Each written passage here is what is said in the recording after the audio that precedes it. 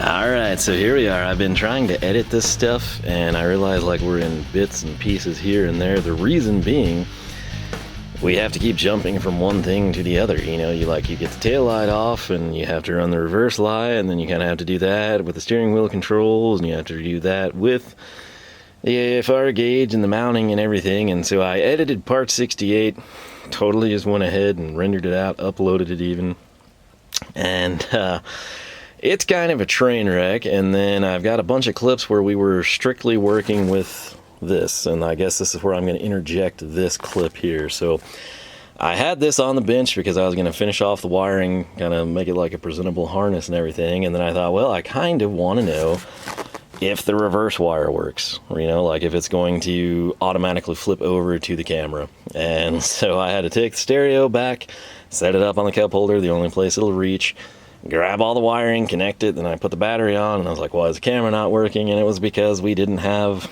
the power unit coupled, and then I had to ground out the unit because the unit wasn't working, so on and so forth. And then last but not least, that little yellow RCA. So trying to get it done again, always limited on time here, haven't eaten, you know the drill. But if I come in right here and I just press camera, I don't have the camera mounted, so it'll probably be like crooked or upside down or something, but we should go to the camera.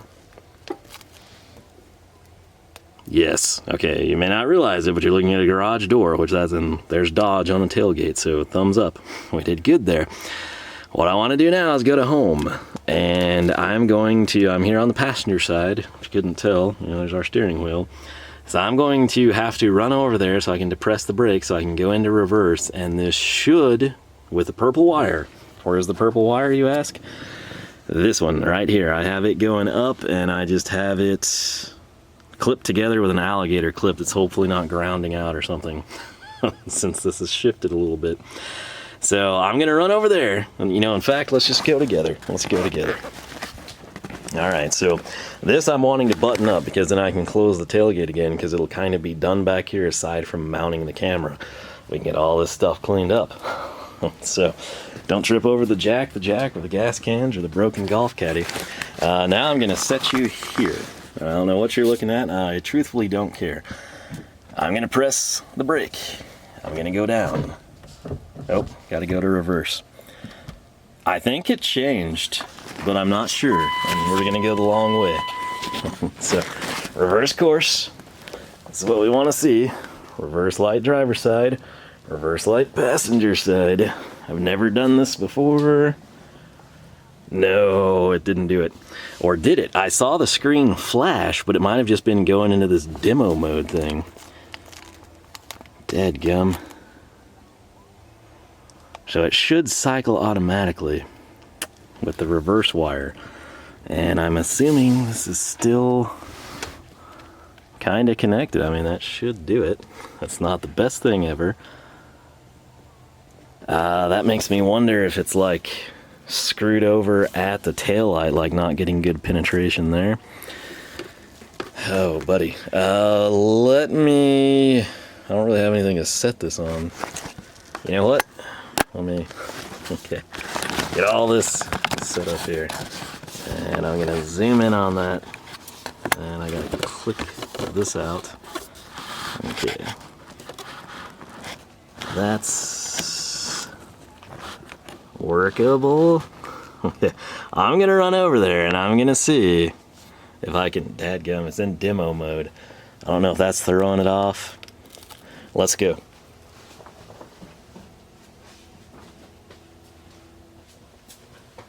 Lightning fast. All right. I cannot see through the boxes. Cool.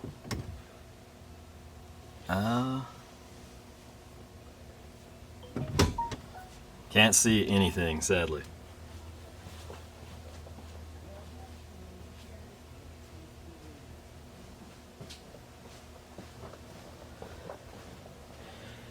This just is not going to work well, and what I mean by that isn't necessarily the reverse.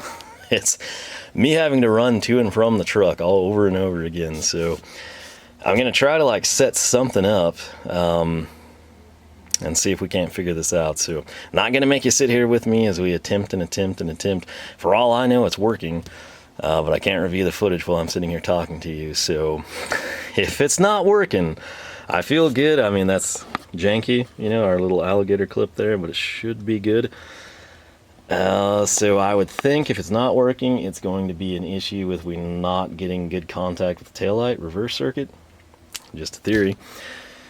But I'm going to try to figure this out, and then I'll bring you back, hopefully, for a successful jaunt. Alright, so I've got to talk a little loud so I don't get demonetized here. But I think we may have found an issue. Number one, using our fancy little test light now, which I've still got to get used to. It's LED and shows voltage. Insanity after using an incandescent bulb one for years. This is just a deal where it was showing 9.4 volts, where not here. Here I get absolutely no reading. If we come back here, you'll note things have changed. There's a bulb out. If I probe down into the power wire, which confirms that that is the correct place we've spliced, if we've spliced, I get the 9.4. That tells me the battery is low. We can probably run to the battery, confirm it's the same voltage. Again, it's the thing needs to be charged. We'll get it up to 12 volts and see. Sometimes with electronics, like the truck, it'll probably crank. I could throw this in one of the old cars and it would crank. It's a situation where with the Challenger, the modern stuff, if it's like slightly under 12, you do nothing. They're very, very particular with voltage. Maybe that Kenwood camera is the same way, I don't know. But what we're gonna do is get an old school test light back here, kind of feel around, see where we're at, get the battery charged. Sadly, I had no idea it was this time, so this might kind of be it for tonight, but I'm trying to piece these together cohesively. It's just they kind of all go together. It sort of all ties in, so kind of doing the best I can. But I'm kind of thinking it's probably this. I'm thinking that this is not making good contact. I crimped it down again because the guillotine was not at all pushing through, in my opinion. They're just not a good product. Maybe we're going to have to cut it and splice that way. But I wanted to try this because it's cleaner and easier. And then, of course, if you take it off, you just tape over. You should be home free. But it's just, I'm not sure we're getting good contact there. So I'm going to source that. I'm just afraid that's going to burn.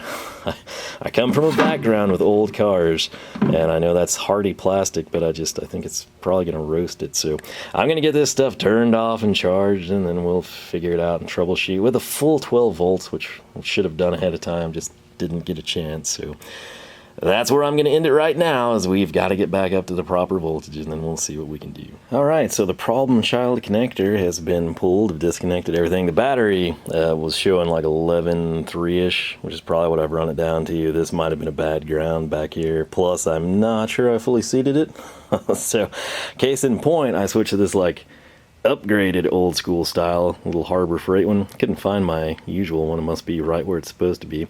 But I was noticing that the bulb wasn't lighting all the way until I probed way deeper, so maybe that was like user error on my end. I didn't know that thing would like register that low. But it looks like that was pierced like poorly. And this 16 gauge wire, there's absolutely no break in the insulation whatsoever. I'm going to try to come back off of that. Like, you can kind of see a place where it's like divoted, and you think like, hey, that still looks purple. What's the other side look like? Yeah, we had no contact with this wire, which would explain why there was no continuity, while there was no voltage, why all the tests failed. It's because of that, not doing a good job. So maybe the little blue guy will do it. I don't know. Those things, sometimes they work well, sometimes they do this. So if you're using one and you have issues, my advice, go to the cheapest connector and start troubleshooting there. But so obviously we could cut this and we could make our own little dovetail thing, you know, and have it working fine. I was trying to get by the easy route, and we'll try one more or two of them. And if we just had connection, I think we would have been fine. It would have been a way cooler video. But this is important. This is how you learn. This is how you learn to diagnose, troubleshoot, frequent causes, all that crud. So I'm going to get this sorted out, and we'll see if we can't make a better connection, literally. Okay, I switched to the blue one. I crimped the ever-living snot out of that stupid thing, and finally it still wasn't making contact. So I came in, I grabbed the Cobras, which were back here to pull the plugs, and I just put everything I had into it. And my reward, what was my reward, you ask? it's getting the voltage here. So that's gonna be the 9.3, which I don't know if that's where that's supposed to be or not. But that tells me that this purple wire is actually getting the signal from the reverse lights like it's supposed to if it was connected properly. So I'm going to undo this alligator clip and we're going to lose connection right there. Now I should be able to braze against this. That's a good sign. It's not finicky or anything, it's just raring to go. So what I need to do now is painstakingly grab this purple and white stripe. Let's just leave it there. As soon as I tap this purple feed wire to our reverse wire on the stereo, we should have that switch from the background, which I actually kind of like, to the camera. And it's totally not. Why? Why are you not doing it? Looks to me like I've got it lined up pretty good. Let's try once more. If I can't make the connection between these two, come on, come on. It's not happening, and I'm not quite sure why. Maybe it's the full 12 volts.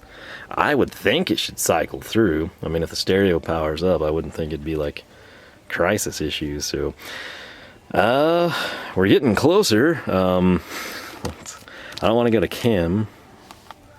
I kind of need both hands to work the stereo because it's like balancing on the cup holder. So we're going to go to camera. Okay, the parking lines have never been there before. So is there some sort of a thing where it's not automatically going for some reason? Let me get my other hand free, and I think we're getting close to having this. Okay, I'm going to try to talk over the radio, and I'm going to do this as best I can one-handed. Just join these two wires. Parking lines show up first, then that. Check surroundings before backing up. I'm assuming that must be the message. I'm going to release and we go away. Let me show you what's going on here. I had to go to setup and we had to go to camera, okay? Rear camera interruption was sent. Being that it's interruption, I didn't associate that with anything. So if it's off, like it was by default, and we make the connection between these two, we don't get jack, right? So now I'm going to split the wires, going to change this to on, and we're going to, boom, camera. It's interesting to me that the guidelines come up before the camera. So rear camera message, always display. I wish you could have never display. I'm going to do clear after 5 seconds. I'm assuming that that is the check your surroundings, which that should be self-explanatory at this point. 1 Mississippi, 2 Mississippi, 3 Mississippi, 4 Mississippi, 5. There we go. So that's what that was. See, we're figuring it all out. Release. Parking guidelines, we can turn on or off. Guideline setup, we're not going to do that now because the camera's not even mounted. But by golly, let's get back here. Let's just go home if I can do this without knocking the stereo off. So if I take the purple wire with its incredibly low voltage and we go to their stereos, purple and white, through the magic of my thumb and index finger, I bring you the backup camera that's sideways. Sweet. Figured it out and the message is gone. So I'm typically do Pioneer, and then I've done some Alpine for people. Typically I get like people bringing me Pioneer, honestly, when you think about it.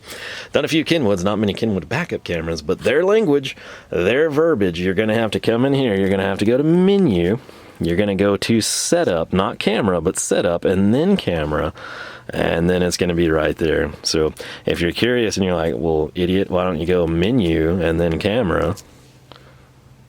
That takes you there. So yeah, I don't know, but there might be a better way to navigate that. All I know is we got it working, and that's a huge accomplishment because now we can put the taillight together. Do I feel confident with this back here? Absolutely not. I 100% do not feel good about it. Not just the bulb burning plastic, but that. Like, I don't like that thing, but it's there. This is super easy to get on and off. We're going to loom all that up, tape it all off. And for whatever reason, like, that just had smaller openings and I guess slightly different. These aren't like, I'm used to blue is 14 to 16, red is like 18 to 22. I think these things are like different. This says 18 to 20. Well, by golly, it says 18 to 22. I don't know. But the blue one worked and the red one didn't. And do I think that's going to break and kill the taillights and kill the backup camera? Possibly. But we'll know right where to go. And on that front, we have accomplished this.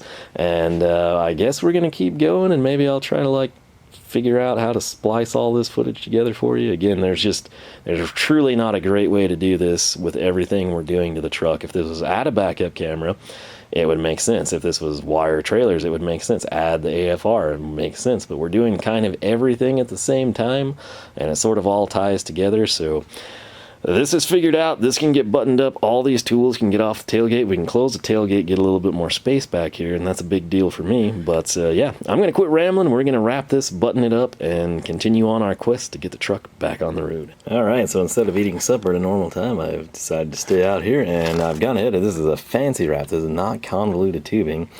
Like we used or will use on the trailer light harness, depending on the order these get released. But I wanted to just mainly have it protected here, and we could have taped it, but I thought this would be a little better course of an action. It looks more factory, looks more discreet. We can then cable tie here, and then coming down under will join together with the reverse camera wire, or power wire, signal wire, whatever you want to call it, video feed. This is the signal wire, of course, to turn it on, but the thick cable from the camera, we'll have it routed together with our purple wire from the taillight. But the main thing, why am I doing this right now? It gives me a chance to run a zip tie and get the taillight back in place, which is something I really want to do. So I'm going to make that happen, then I might have to call it a night. All right, so there she is. Taillight is back installed. Again, just press forward. You got two kind of guide clips here, and then you've got some others here that'll snap. And then, of course, you've got your two Torx fasteners, the lower and the upper right there below the tailgate hinge. And it's going to be a T20 that you will need to tighten those down. That said, before we do anything crazy or progress too far, we do want to recheck and make sure we still have good connection. We've taped it, we've loomed it, we've got it back in place, and before we proceed on and finish install, we want to make sure we have what we still set up. So I'll get that checked, and we'll probably pick up here tomorrow or the next little bit of free time I have. But making progress, and again, I'm doing my best to sort of make this orderly, and it's just kind of difficult. So with that said, pretty good progress tonight. Happy stuff anyway, and we can clean some tools up, and then we will be back and kind of see where we're at. Alright, just got back from work, and here we are on a new day. Taillight 1, taillight 2, boom, back in place. We can feel good about that. And if we step inside here and I talk loud so music doesn't go off and screw us over, we're going to grab reverse lead off the Kenwood, reverse from under the truck. Boom. I think you can kind of see there. Hopefully you see it transition right. So we are golden. What that tells me is I can go ahead and proceed on with some other things in here. Alright, so here we are. It has sadly been a couple of days, maybe a week or so. Just haven't had any free time. Work's been getting busy. And this is the first day of the short daylight that sucks. It should never happen. So it'll be dark here in about 40 minutes, which is absolutely ridiculous. That said, what I've been doing, just wanted to jump back, get on this where I best remember. We said we would. And we've got the camera in the sock, and we've got the plug somewhere right here. You can kind of see this is where we'll have our connection under the vehicle to the cable that will run into the vehicle. And I've just been looming it with convoluted tubing. It's not necessarily my choice of materials, but it's with factory use, so this will blend in and allow us to kind of cut through the frame rails in some tight spaces without the risk of chafing the cables. So ultimately, we're going to get this routed through, and then we will pick up with our purple reverse indicator wire, and we'll kind of join those two up, route them somewhere along the frame rail, and then cross over, get to our grommet, and enter the cab. So we've got the wires routed. We just kind of need to bundle them now, if you will. So that's what I'll be working on. Didn't want to just jump to it completely finished, so that's what we're tasked with right now. Alright, this is not my desired course of action here, but the way Taylor had this stuff, man, this is like 50 feet, brand new box, and it got to the point, it wasn't really like in a knot, you know, you could always pull it and kind of get it out, but it would have been a total pain in the butt to get that stuff going, routed underneath the truck with the whole box and everything. So I've laid it out very, very generously. My estimations, we'll probably have like 4 to 5 feet of this stuff we can, cut off and use. But I did go ahead and cut it with the shears there, and I just wanted to have enough to go from A to B. But this will make my life a lot more enjoyable. You can't really tell here, but if I do that, now you can. So we've got a nice long straight piece. It'll be easy to mess with, and I don't have to deal with that spaghetti down there. So I'm gonna go ahead, get it routed, and we'll be back. All right, so we kind of show you what's happening here. We have got the loom. You can kind of see it's right there. Snakes over the axle by way of the frame rail, and then we tuck in against the frame. There's that shock support right there. It's actually just kind of pressed in underneath it. There's nowhere to go through. This cross member here, we've actually got it routed between it and the frame rail. I think you can see there. This is where having the excess kind of comes in handy. Saves me a little bit of time. If you note, we've got plenty. Make sure I don't hit my head here. Snaking around and up. And then we get into a boxed section of the frame rail. There is very limited access. Obviously the flip side is basically just, all steel as well. So you have 2 holes there, and that is it. You basically got this one, these 2 holes, square, that, and the access point. So having all of that excess allows me to kind of push and feed and continuously feed the cable through the convoluted tubing. And your next question is like, well, where is it? I don't see it. Well, that's the point, because I have already gone ahead, and again, this is sort of the flip side of that frame rail where it's closed in. If you note, we get right there. This is the one I had targeted to come through. Why? Because it's a good pickup point for that entry. This will allow us to get everything routed in. It'll all be covered in convoluted tubing, and the beautiful thing is it is all concealed by the frame rail. So we won't really even have to run that many zip ties. You can run more if you want to. You don't have to. But again, we've basically got this routed. The reason, if you're like, hey, well, idiot, why don't you have this pulled through all the way? Get all that slack to the front. Right here is the reason. That little fishtail piece coming up, that is our camera connection. So that's the wire from the camera all the way. It's going to get to right about the floorboard of the back seat, maybe somewhere in that range, back seat to front seat cavities, between those 2 points. And the reason that's important is one of the wires in this mess, we've obviously rerouted our O2 sensors, but we also have the camera wire feeding from the cab. So we're going to take that, we're going to route it through, and then we've got to get it back so we can make our connection there. In terms of the back, it's cleaned up pretty nice as well. I'm not going to take you back there. I can't really go under the axle, I have to go around it, but I'll probably show you a deal whenever we kind of get it buttoned up. But this was the mindset, this is what we had planned, and it's luckily worked out for us. So I'm going to button this up, get everything kind of tied up out of the way, and we can be out from under the truck for a little while. Alright, I kind of gave up on this video having any real sequence or practicality in terms of we're going with component A and how to install it. It just doesn't really work that well. And that just fell. That's the Y pipe. It's also the O2 sensor harness off of what will connect to our AEM AFR gauge. So that'll be useful just for our own monitoring and of course tuning. And if I take you up here, by golly, it's been a lot of time, but it was worth it. We've got this routed just like I wanted. This looks super OP factory. Perfect fit with the bushing. We've got the convoluted tubing, which is going to house the camera cable and our reverse signal wire. I decided not to sheath this. I mean, the factory runs this type of material as well, so it's going to be just fine. That's our, of course, leads from the O2 sensor all the way up to this. We're going to get this routed over here in these channels. We'll finally be able to get the drill out of there, which has only been there to hold the carpet and the insulation pad up. Once that's down, we can pack the wires down. We can get the rocker sill back on, which will be super nice because that thing's always in my way. And that'll kind of button this side up. I've got the wires kind of pulled through. There's no issue with length for our camera cable or the reverse signal wire, particularly that purple and white. That would more than cover anything we wanted to do inside. The only real question is this. Is this, our AEM AFR deal, going to be able to get from where it's at to the steering column where we plan to put the gauge pod? I kind of think we're going to make it. We also do have a little bit of slack down here, and the reason I say that is I left what I thought would get there on its own. However, we can run an extension harness if we need to. So I think this part of the truck is about to go back together now. I'm sitting here debating if we'd have space to kind of like glue something to the heater box, you know, like in terms of our connections. I don't know that we would. I also don't know that I'd want to like jack with taking, like, it's kind of a pain to deal with the glove box. Of course, we've got our little patch panels where we've had to fix it.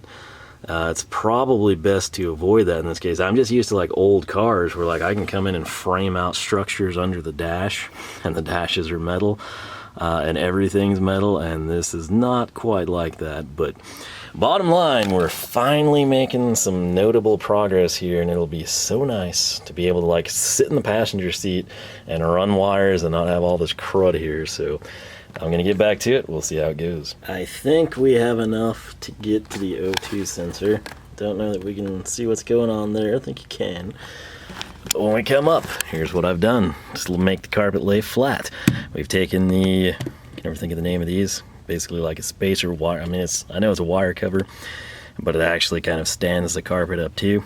And so there were no wires on this side of the truck, but it's here, and it's like, well, why would the factory do that? It's not for your convenience at a later date. It's literally kind of like a carpet riser, if you will. So what we did in this little deal, there's cutouts.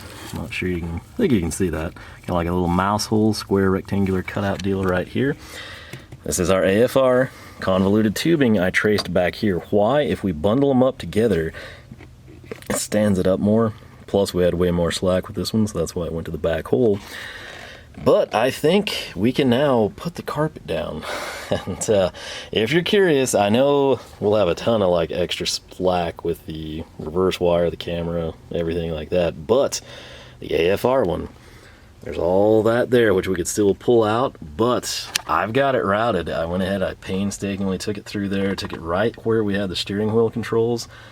It's there. I think we're going to be okay. So I'm going to go ahead now and just kind of see if we can lay the carpet out, what it's going to look like, and we'll take it from there. I'm also going to spray something on that just to see if we can clean it up any. I don't know if it's like mold, if it's just like aged that way. I don't really know. Probably need to wear gloves and a mask, but we'll see if it cleans up any. Oh man, so I haven't tightened every screw down, but I did put a couple in place just to sort of get a feel for it, make sure everything fit good.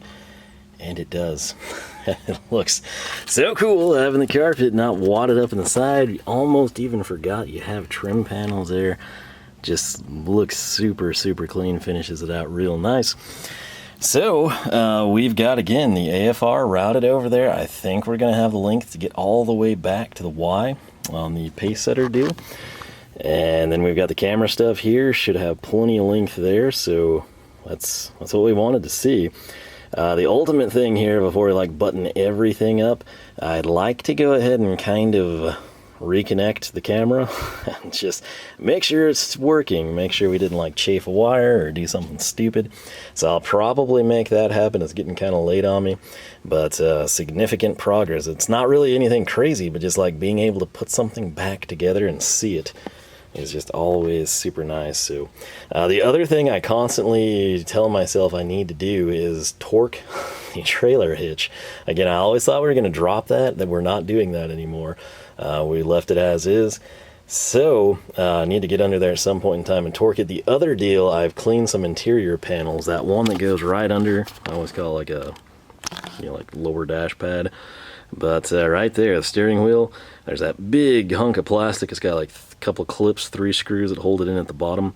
I went ahead and I detailed that thing. It had sat on a shelf, one of the ones out over that way, and so it kind of got dirty, but I've cleaned it up. And yeah, I'm gonna kind of just button some things up, maybe reconnect the camera, maybe start putting this together. We'll just kind of see where the night takes me. Oh yeah, it works. Everything's golden. If you're thinking like, man, that's a terrible picture, there's a sock on the camera. So I will double check. but I do believe you're looking through an old gym sock right there. So got it connected. Just did a quick clip there. This is the purple wire, literally, that we ran up underneath the truck, through the loom, through the floorboard to this point. That's where we're getting the signal. Both reverse lights are on. That's a big one. And right there, it looks like we are home free with the camera. So I'll double check this thing, but pretty happy with the progress. I couldn't leave you hanging. So there it is. That's not quite positioned right, obviously, but you're looking at the door. And if you pay attention to this corner, that's the tailgate. It's currently in the down position. So yeah, we just basically have to put it where we want it, and we're home free on that front. So I'm gonna get this thing disconnected, save the battery. Meant to charge that thing today, forgot when I had the door up. So yeah, getting late though, kinda need to go to the bathroom. Not sure how much longer I can last. But super happy with this. I think on that front, I'm gonna go ahead, last thing I do, we'll go ahead and tighten all these screws down, and man, little things like that are just so nice. So good progress here tonight, and we'll catch you as we continue.